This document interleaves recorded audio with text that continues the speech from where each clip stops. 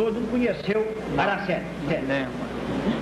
Nem o pai? Não. Em algum dia do próximo ano, Paulo Elau, Dante Brito Michelini e seu pai, Dante de Barros Michelini, serão julgados pelos crimes de que são acusados. A morte de Araceli, a ocultação do corpo, o rapto, a aplicação de barbitúricos, a prisão em cárcere privado, o tráfico e consumo de entorpecentes. Paulo e Dantinho poderão ser condenados a algumas dezenas de anos de prisão. Dante Michelini, pai, responsabilizado apenas pelo cárcere privado, a um mínimo de 2 anos. Os 3 acusados pertencem a 2 das mais conhecidas famílias do Espírito Santo. Os Michelini estão entre os maiores proprietários de terras do estado, com interesses também na indústria e no comércio. Os Elau estão entre os maiores comerciantes, com grandes interesses na hotelaria e no ramo imobiliário. O Dante Michelini, pai, pesa a acusação de haver mantido a menor em cárcere privado 2 dias no sótão do seu bar em Camburi. Contra os 2, o Elau e Dante Filho, pesa contra eles a acusação de haverem os 2 ministrado a infeliz e desditosa menor tóxico, substância tóxica, e haverem ainda, de maneira violenta, mantido congresso carnal com a infeliz menina.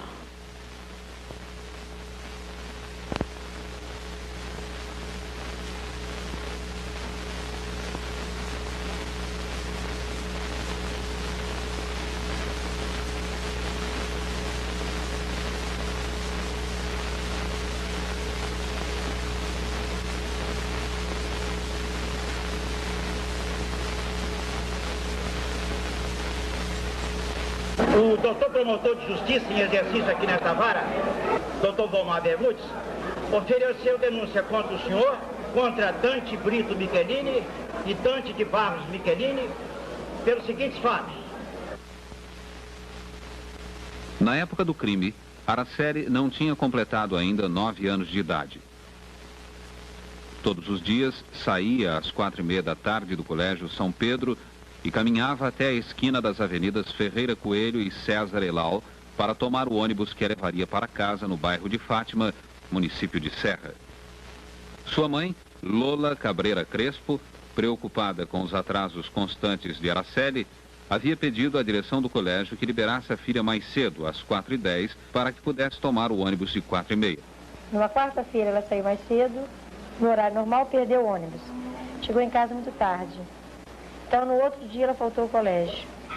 Na sexta-feira, ela me trouxe um bilhete que a mãe havia pedido para soltá-la mais cedo.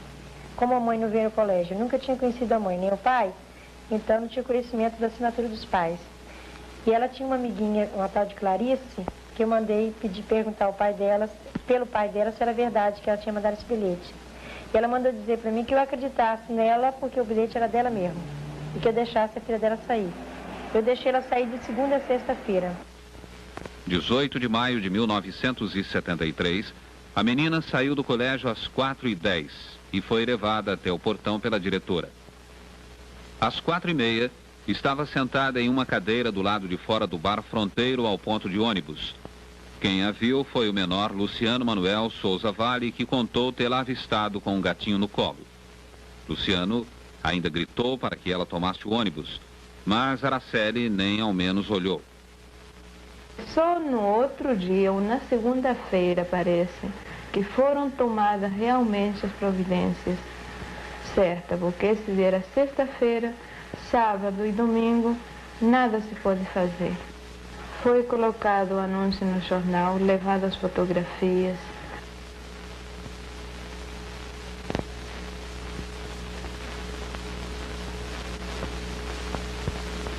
Segundo o promotor, Araceli era uma criança precoce, fisicamente desenvolvida, aparentava mais de 10 anos e passou a ser desejada por Paulo Elau e Dantinho Michelini, que, nos termos da denúncia, passaram a cobiçá-la e disputá-la para suas façanhas e orgias.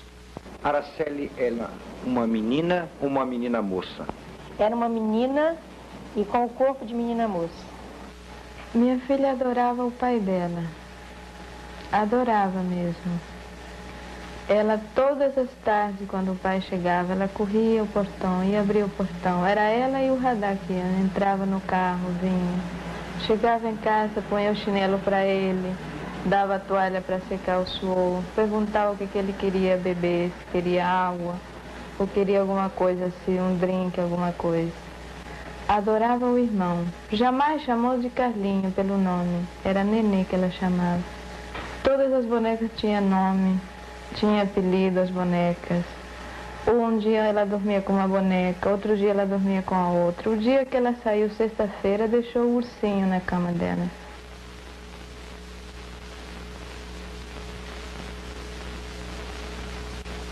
Dantinho e Paulo Elau frequentavam o bar da parada de ônibus, segundo depoimentos mencionados na denúncia. E Dantinho foi visto muitas vezes passando com um carro amarelo diante do colégio. Ambos são acusados pelo promotor de viciados e traficantes de tóxicos, com base nas declarações de 6 testemunhas. E os dois, afirma o promotor, arquitetaram um plano diabólico para possuí-la sexualmente, usando de todos os recursos, até mesmo sacrificá-la se fosse preciso. Já como parte desse plano, dias antes, assegura a denúncia, Paulo Elau mandara Marisley Fernandes Muniz, acusada de toxicomania e prostituição, entregar a Araceli um sorvete com a recomendação de dizer que era um presente do tio Paulinho. Em outro dia, Marisley teria visto no Mustang branco de Paulo Elau uma boneca destinada a Araceli. A história da boneca foi a seguinte: uma vez nós nos encontramos em Camburi, então ele me disse que estava a fim de agitar uma. Então eu perguntei qual. Ele disse que estava a fim de uma menininha. Então eu falei, que menininha? Ele falou assim, uma menininha, você está a fim de me dar a mão? Eu falei, depende. Ele falou assim, eu quero que você leve essa boneca para essa menininha. Aí eu olhei para a boneca, achei a boneca bonitinha, Lalá e Lulu, uma bonequinha que carrega um cachorrinho. Então eu falei bem assim, olha, essa bonequinha eu não vou levar para ninguém, essa bonequinha vai ficar comigo mesmo. Na brincadeira falei, na brincadeira levei a boneca. A boneca. Não reconheço. Nunca passou pelas suas mãos essa boneca? Nunca. Nunca apresentou, fez presente Nada. Essa mulher? Nunca. Essa boneca pessoa alguma? Nunca. Marisley, essa boneca que foi mostrada ao tribunal, você conhece ela? Conheço. Essa boneca eu apanhei da mão dele, quando ele pediu que eu levasse essa boneca para a menininha dele. Com esses presentes, diz o promotor, foi sendo preparado o rapto e afastadas as possíveis suspeitas e desconfianças da menina. Um dos peritos que funcionaram no processo chega a sugerir a possibilidade de que os raptores houvessem acrescentado substâncias tóxicas aos sorvetes e doces oferecidos à menina. No dia 18 de maio, continua o promotor, Paulo Elau dirigiu-se para o ponto de ônibus em companhia de Marisley no Mustang branco. Marisley desceu e disse a Araceli que o tio Paulinho a chamava para levá-la em casa. Segundo Marisley, Araceli saiu correndo e entrou no carro.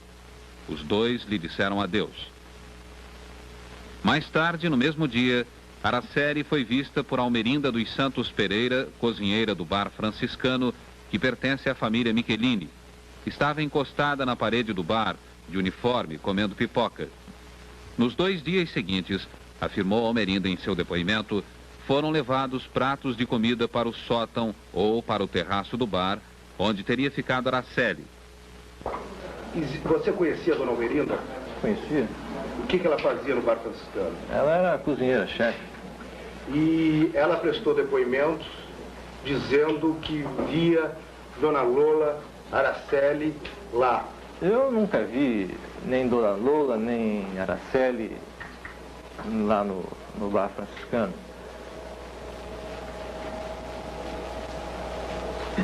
Agora,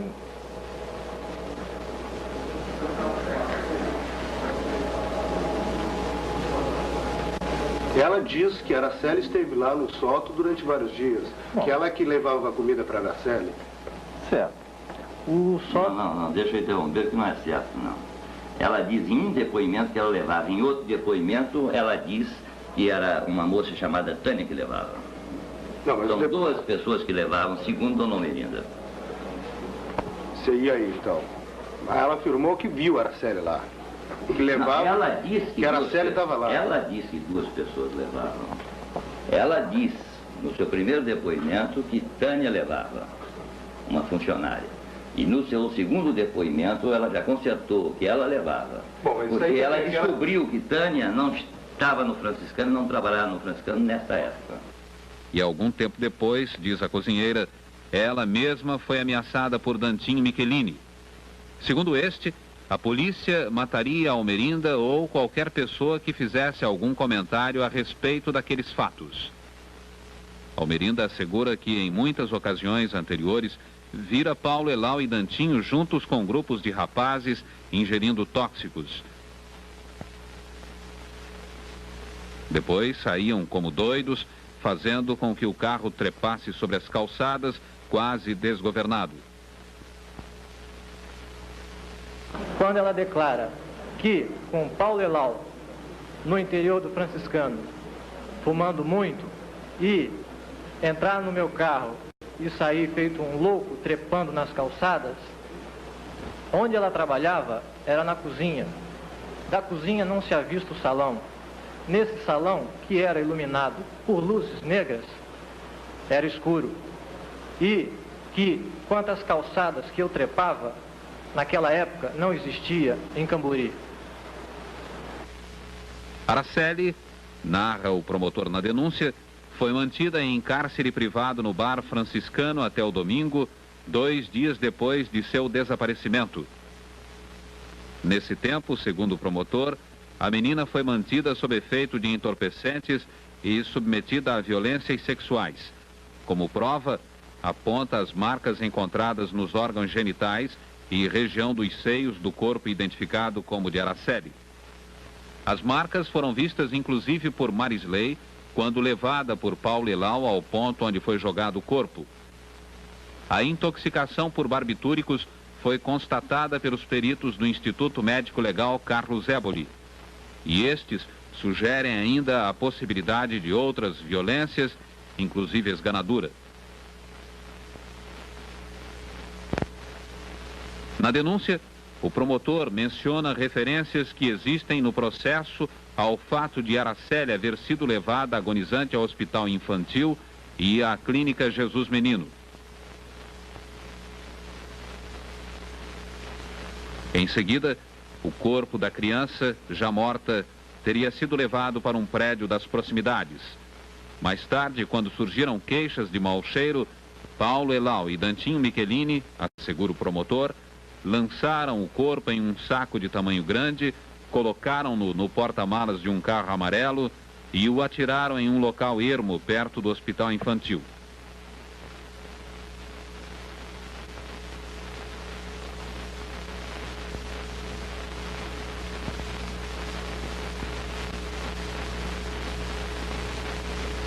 O fato foi presenciado por Wilson Cabral Gomes, que disse haver sido ameaçado com um revólver por Paulo Elau, quando este ficou de guarda ao volante para que Dantinho levasse o corpo para o matagal. Todos os fatos, assegura o promotor, eram do pleno conhecimento do pai de Dantinho, Dante de Barros Michelini, dono do bar franciscano. Segundo a denúncia, Dante tudo fez para dificultar, desviar e prejudicar as investigações policiais, valendo-se de suas ligações com algumas pessoas da cúpula da polícia, como o capitão Manuel Araújo. Em certa ocasião, chegou a apresentar um fragmento de tecido que seria da saia de Araceli e que ele afirmava haver sido desenterrado do quintal da casa de Fortunato Pitim, um jovem que morrera meses antes e que seria então o assassino de Araceli. Araceli viveu pouco e morreu aos poucos. Seu desaparecimento foi no dia 18 de maio de 1973. Durante alguns dias, a polícia, parapsicólogos e videntes garantiam que a menina estava viva. Mas ela começou a morrer para a opinião pública no dia 24 de maio, quando um garoto de 15 anos, Ronaldo Monjardim, foi caçar passarinhos perto de sua casa, nas imediações do Hospital Infantil de Vitória.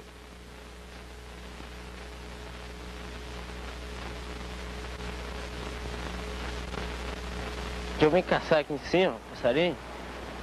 Aí vim um mau cheiro, eu vim no local ver o que era, entendeu? Aí achei o corpo da menina. O que você viu? Bom, de longe não estava dando para reconhecer. Eu cheguei mais perto, aí vi a mão dela e reconheci que era um corpo que estava aqui. Aí eu fui chamar o papai para ver. O que você disse pro teu pai? Falei que tinha... Eu achava que era um corpo que estava aqui em cima, uma pessoa morta. Então eu falei com ele na mesma da hora para nós irmos ver no local. Cheguei aqui no local e eu constatei que era o corpo de uma criança. Parcialmente devorado por animais, o corpo de Araceli foi levado para o Instituto Médico Legal de Vitória. A polícia teve de usar até peneiras para garimpar no local do achado dentes e outras partes. O pai de Araceli, o espanhol Gabriel Crespo Sánchez, foi o primeiro a reconhecer a filha no Instituto Médico Legal pelas mãos e por uma marca na perna.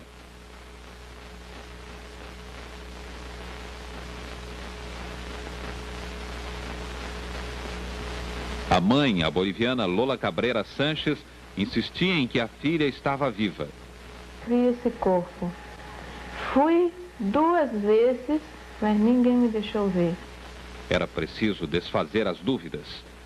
E foi um dos acusados, Dante de Barros Michelini, quem sugeriu um exame de arcada dentária. O próprio Dante redigiu as perguntas feitas aos 2 dentistas escolhidos como peritos. No dia 30 de junho, os 2 peritos deram seu laudo. Era Araceli. Doutor, no exame, houve sinais de violência? Bem, na reconstituição das arcadas, no exame do crânio, de fato nós constatamos algumas fraturas das porções ósseas alveolares. Tudo indica naturalmente a evidência de algum trauma. Poucos dias depois da perícia dentária, um dos peritos do Instituto Médico Legal de Vitória também dava seu parecer. O corpo era de Araceli. Mas nem assim foram afastadas todas as dúvidas. No Instituto Médico Legal Carioca, foi feito o exame mais completo. Na verdade, o corpo de Araceli foi praticamente todo ele reconstituído e minuciosamente analisado. E os peritos concluíram: os restos mortais eram mesmo de Araceli. A causa da morte, segundo os peritos, intoxicação por barbitúricos e, provavelmente, asfixia por esganadura. Também o Instituto de Criminalística de Brasília concluiu que eram de Araceli os cabelos encontrados com o corpo e que foram confrontados com cabelos retirados de sua escova. Essa conclusão foi anunciada pelo então superintendente da polícia, Gilberto Barros Faria, que prometeu uma bomba para os dias seguintes: a revelação do nome do assassino.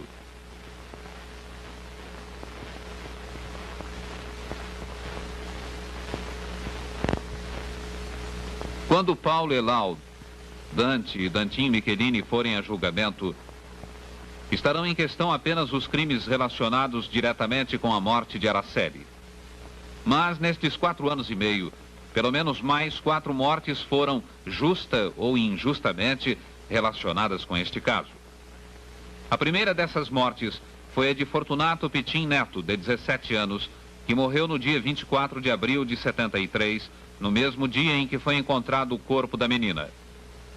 2 anos depois, o pai de Fortunato contou à Comissão Parlamentar de Inquérito da Assembleia Legislativa que seu filho, toxicômano, foi internado na Santa Casa de Misericórdia de Vitória no dia 21 de maio de 73.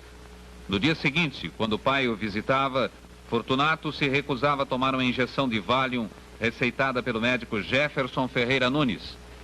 Ante a insistência do médico, da enfermeira e do pai, Fortunato estendeu o braço e disse: querem matar? Podem matar. A enfermeira começou a aplicar a injeção. E não aplicar ainda mais de 1 centímetro quando o rapaz deu um grito e desmaiou. A enfermeira disse que era normal e aplicou os 9 centímetros restantes. Nunca mais Fortunato recobrou a consciência. O pai formou uma junta médica que não conseguiu salvá-lo. Ele morreu 2 dias depois. Um dos médicos da junta quis providenciar uma autópsia, mas o pai não concordou. Fortunato foi sepultado com atestado de óbito que aponta como causa da morte malária e hepatite tóxica. Constantino Pitim disse que nunca suspeitou de nada, até ser chamado por um delegado da Polícia Federal, Lincoln Almeida, que lhe teria dito que tentavam responsabilizar Fortunato pela morte de Araceli para inocentar Paulo Elau e Dantim Michelini. Um dos indícios disso foram as diligências de que participou Dante Michelini na antiga residência da família Pitim, onde disse haver encontrado pedaços de pano que no início se afirmou serem do uniforme de Araceli. Essas diligências visariam confundir a polícia e afastá-la do rumo certo. O corpo de Fortunato Pitim foi exumado em setembro do ano passado. Os peritos nada encontraram de suspeito, mas disseram no relatório: o uso intempestivo de diazepam Valium em dose elevada desencadeou uma série de complicações clínicas e neurológicas não citadas no relatório médico hospitalar que culminaram com a morte da vítima. Uma prova da tentativa de acusar Pitim seria o recado mandado pelo agente funerário Arnaldo Neres, da Santa Casa, à mãe de Araceli, no dia da morte de Fortunato. Neres teria entregue um cartão de visita a Maria Anita Cavaquini, empregada de uma amiga de Dona Lola, pedindo à mãe de Araceli que lhe telefonasse, pois tinha coisas importantes a falar a respeito da morte da filha. A segunda morte, justa ou injustamente relacionada com o desaparecimento de Araceli, foi a de Jorge de Barros Michelini, irmão de Dante e tio de Dantim Michelini. Jorge, que também chegou a participar de diligências policiais, teria sido visto várias vezes em companhia de Dona Lola, mãe de Araceli, no bar franciscano. Esse é o testemunho da cozinheira Almerinda dos Santos Pereira. Jorge é citado também por outra testemunha, Bertoldo Geraldo de Lima, ex-motorista da família Michelini e especialmente de Jorge. Segundo Bertoldo, no dia em que os jornais publicaram que o superintendente de polícia anunciava uma bomba no caso Araceli, ele, Bertoldo, levou Jorge e Dante Michelini à superintendência de polícia. Dante levava na mão uma máscara de velho que colocou no rosto antes de entrar na superintendência onde ficou. O motorista afirma haver visto de novo a máscara na casa de Jorge dias depois. Jorge Michelini morreu no dia 14 de janeiro de 75. Participava de um pega com vários outros carros quando foi fechado de madrugada por um ônibus da aviação Penedo que estava atrasado, já bem além do horário de sua última viagem. O carro de Jorge bateu num poste que desabou sobre o teto do Opala e matou o motorista. As outras 2 mortes são as do sargento da Polícia Militar José Homero Dias e do traficante de tóxicos José Paulo de Souza, mais conhecido como Paulinho Bocanegra. O sargento Homero, que era do serviço secreto da PM, participava das investigações sobre a morte de Araceli até o dia em que recebeu ordem para prender Bocanegra e outro marginal, Capetinha, na Ilha do Príncipe. Na diligência, em que chefiava um destacamento de soldados, Homero foi morto a tiros. Levado à justiça, Bocanegra acusou o soldado Jair Oliveira de haver matado o sargento com um tiro de calibre 38, quando ele, Bocanegra, só tinha um revólver 32. O laudo pericial não confirmou as acusações de Bocanegra. As balas retiradas do corpo do sargento foram disparadas por 2 revólveres diferentes, mas ambos de calibre 32. No decorrer do processo sobre a morte de Araceli, levantou-se a suspeita de que os projéteis levados a exame teriam sido trocados, mas nada foi provado conclusivamente. Quem matou seu marido?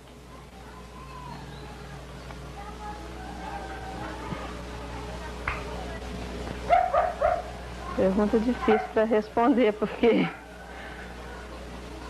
a gente deve falar muitas coisas que a gente vê, né? Entendeu? Mas o boato que dizem não é nenhum dos 2 que já morreu. Quem são esses dois camaradas? Um dos boatos que diz são os próprios colegas que estavam com ele na hora que eles foram cumprir a missão, né? Ele morreu como? Ele foi prender o marginal enquanto havia 2 colegas nas costas dele. Uma bala foi pela frente? Não, foi com um tiro pelas costas. Dona Elza, ele comentava com a senhora alguma coisa sobre as investigações que ele estava fazendo? Não, ele às vezes chegava em casa assim, revoltado da criança ter desaparecido e que não aparecia devido ao curso criminoso, entendeu? Só achava assim, às vezes ele falava assim, pô, que aqui na terra o que mandava era o dinheiro. Ele fazia referência a pessoas de alta sociedade? Ele só dizia que tinha gente grande envolvida nisso. A senhora achava que ele já tinha descoberto os criminosos?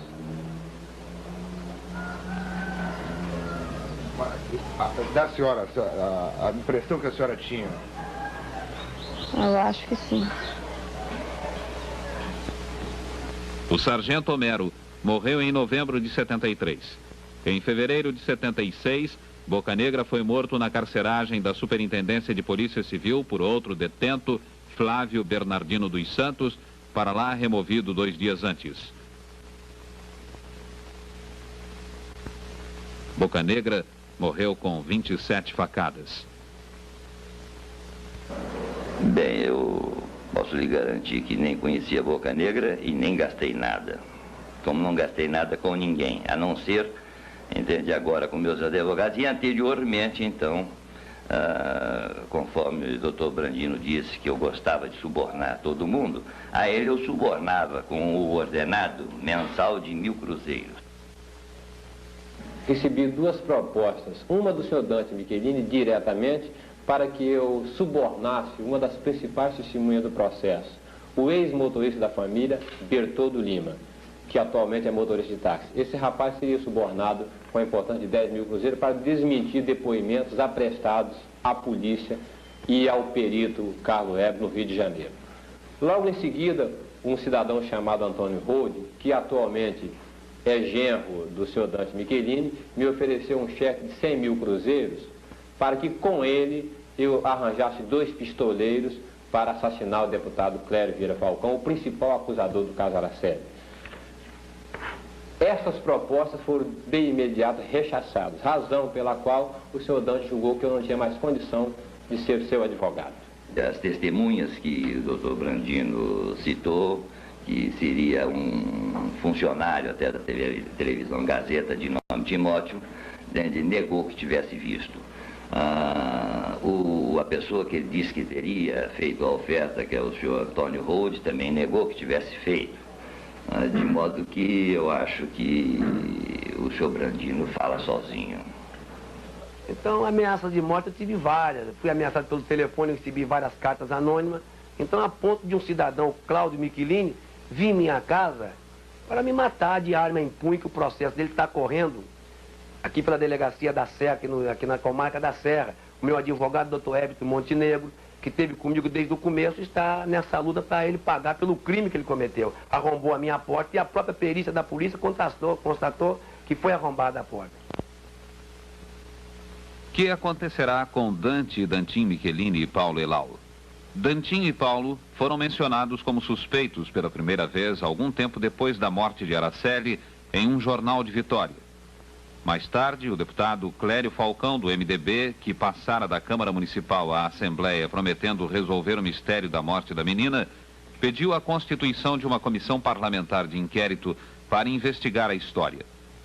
Dizia o deputado haver sido informado por um investigador de polícia, na presença de outro deputado, de que os assassinos eram Dantinho e Paulo. O parlamentar e o investigador desmentiram. Dois depoimentos que nós tivemos na CPI, para mim, foi concretizada a CPI, que foi o do depoimento de Bertoldo e da enfermeira Ana. O ex-motorista Bertoldo, além de contar a história da máscara, relatou na CPI haver presenciado a avó de Dantinho passar mal ao tomar conhecimento da notícia de jornal sobre o envolvimento do neto. Teria presenciado também a reprimenda de Jorge Michelini a Dantinho por haver este contribuído para a doença da avó. Quanto à enfermeira Ana Maria, é uma forte testemunha contra Paulo Elau. afirma havê-lo visto no hospital infantil com Marisley Muniz, que Paulo afirma não conhecer. Nunca tive com ele no hospital infantil. O depoimento mais importante, entretanto, parece ser o de Marisley Muniz, pelo menos o último depoimento no qual ela assegura estar falando a verdade, porque, na verdade, Marisley deu vários depoimentos acusando Paulo Elau, mas ao fim de cada um desmentiu tudo.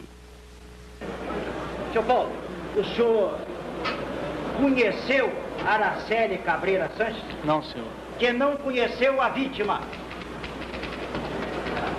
Marisley, você conheceu a Araceli? Conheci. Por intermédio do Paulo. Eu conheci a Araceli morta, né? Como é que foi esse dia? Como é que você chegou ao local?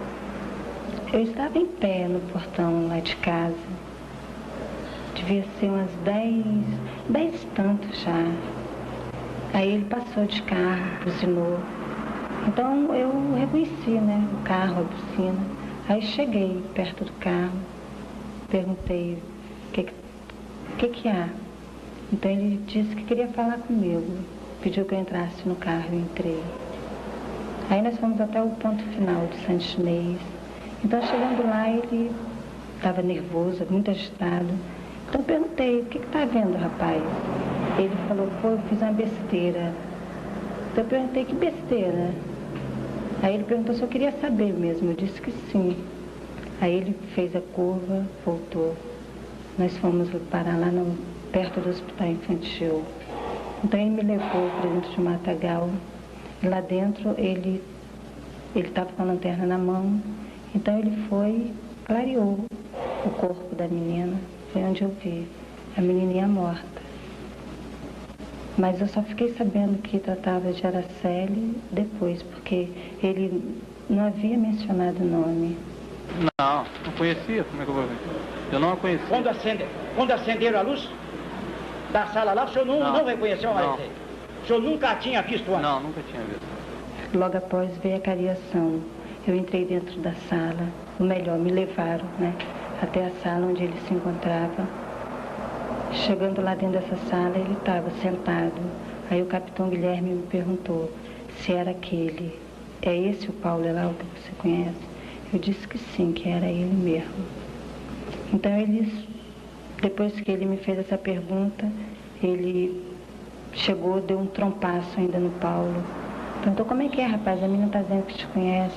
Ele, essa menina é louca, eu nunca vi essa menina, eu não conheço essa menina. Então eu ainda olhei para ele e disse, rapaz, você é um artista.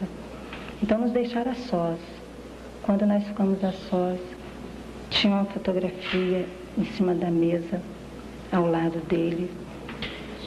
Então ele olhou para mim, olhou para a foto e me disse, menino, você acha que eu teria coragem de fazer uma coisa dessa, uma monstruosidade dessa, com a menininha como essa? Pô, eu tenho sobrinha, tenho irmãs, tenho parentes. Eu acho que se eu tivesse que fazer, eu faria com uma, né, com um dos meus parentes, uma das minhas sobrinhas, não com essa menininha. Eu falei, rapaz, pelo amor de Deus, você fala logo, que eu já estou cansada, já tenho uma par de dia que eu estou aqui dentro, já não aguento mais isso.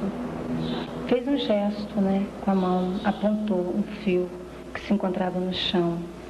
Aí eu olhei, mas nem me toquei, não entendi na hora o que ele quis dizer com aquele gesto. Aí eu olhei para o fio, então ele fez um gesto com a mão de ameaça. Aí de repente eu senti medo ali diante dele, estava sozinha. Então eu disse que era mentira minha, que o Paulo Elau que eu conhecia não era ele, era um outro. Desmenti por medo. O que acontecerá com Paulo, Dantinho e Dante? Na denúncia que ofereceu contra os três, o promotor acusa Dantinho e Paulo dos seguintes crimes: rapto com emprego de violência, da qual resulta morte, punível com prisão de 8 a 20 anos. Destruição ou ocultação de cadáver com pena entre 1 e 3 anos. Manter uma pessoa em cárcere privado, do qual resulte grave sofrimento físico e moral. A pena para este crime vai de 2 a 8 anos de prisão. tráfico e consumo de entorpecentes, pena de 1 a 6 anos. As penas poderão ser ainda maiores se admitidas as agravantes alegadas pelo promotor. Motivo torpe, emprego de meio cruel, o fato de ser crime contra uma criança e de assegurar a impunidade dos criminosos.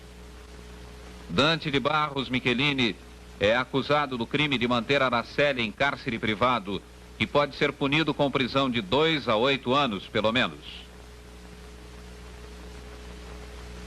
Serão mesmo eles os assassinos? O perito Carlos Éboli, já falecido, mas responsável por uma das muitas reviravoltas sofridas pela história, tinha opiniões claras e definitivas sobre a história toda. O crime, disse Éboli à Comissão Parlamentar de Inquérito, não foi cometido por uma pessoa só. As pessoas que o cometeram eram de inteligência média para cima, tinham recursos para manter o corpo da vítima oculto durante muito tempo e para dificultar o trabalho posterior da polícia. Tinham recursos também para obter ácidos e com eles desfigurar a vítima. Tinham recursos para obter uma mala e um automóvel para transportar o corpo. Nos últimos dias, a promotoria anunciou haver conseguido mais uma e talvez definitiva prova contra Paulo Elau. Seria o testemunho de 3 funcionários de uma oficina mecânica para onde Paulo levou seu Mustang branco na época do crime. Segundo os depoimentos, no carro havia manchas de sangue, gaze, álcool e cabelos longos e um mau cheiro muito forte. Na semana passada, o Tribunal de Justiça do Espírito Santo concedeu habeas corpus a Dante e Dantinho Michelini para que respondam em liberdade ao processo. Poucas semanas, Paulo Elau já fora libertado por medida idêntica. O Paulo Elau foi solto. Você acha que isso vai dificultar a apuração da verdade? Que você possa sofrer pressões? Eu acho que a verdade já está apurada. É ele mesmo. E tudo bem. Eu o considero o assassino de Araceli. Só a justiça tem condições de pôr um ponto final na triste história de Araceli. Uma menina bonita, cujo nome queria dizer altar celeste ou pedra celeste. Araceli já não pode pedir justiça, mas ela terá de ser feita.